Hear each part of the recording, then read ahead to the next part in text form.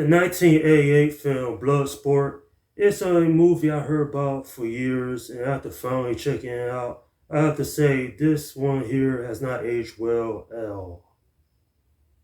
Now, I get why this film is a cult classic, but that doesn't make it a good movie in my opinion. So the story of this film is that it centers on Fred Dukes. He is a army captain, and he also practices ninjutsu. So when he has a chance to compete in a tournament called Kumite, he goes AWOL and heads to Hong Kong to fight in this tournament. You know, I have to say, looking at this film, let's just get this out the way. The acting is atrocious, the fighting style is outdated, and there are some story issues with this film I have a problem with. I have to say, there are some entertaining moments in this movie, such as the fight scenes.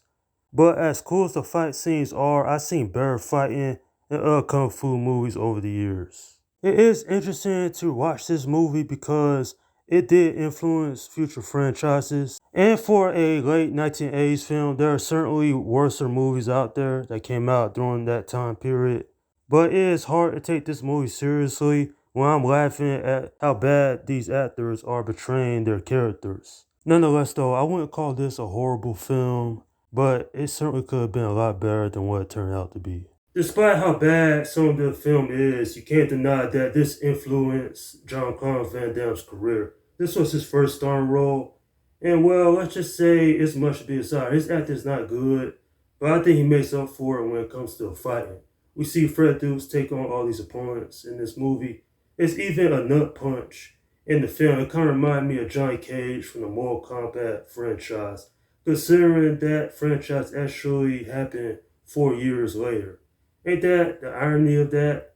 That Mortal Kombat, its main influence was probably by this film.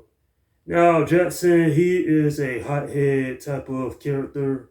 You know, he goes into situations without fully thinking it. But I think his characterization was all right. It's nowhere great, but you know, if they gave him some more character development, it would have been something real nice.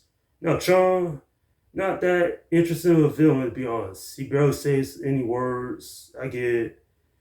But he's like that physical force that Fred Dukes has to try to take on in this tournament.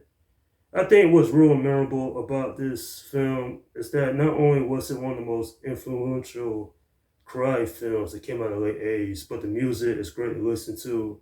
And there are some moments where, yeah, I was entertained.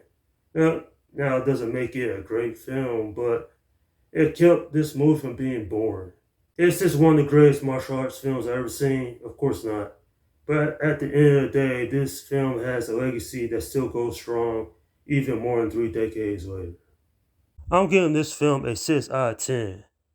Now, as far as a martial arts film, it's alright, but the bad acting and the story not being the greatest keeps this film from being elevated even higher. Sure, granted, there's probably some people out there that thinks this is one of the best kung fu movies of all time.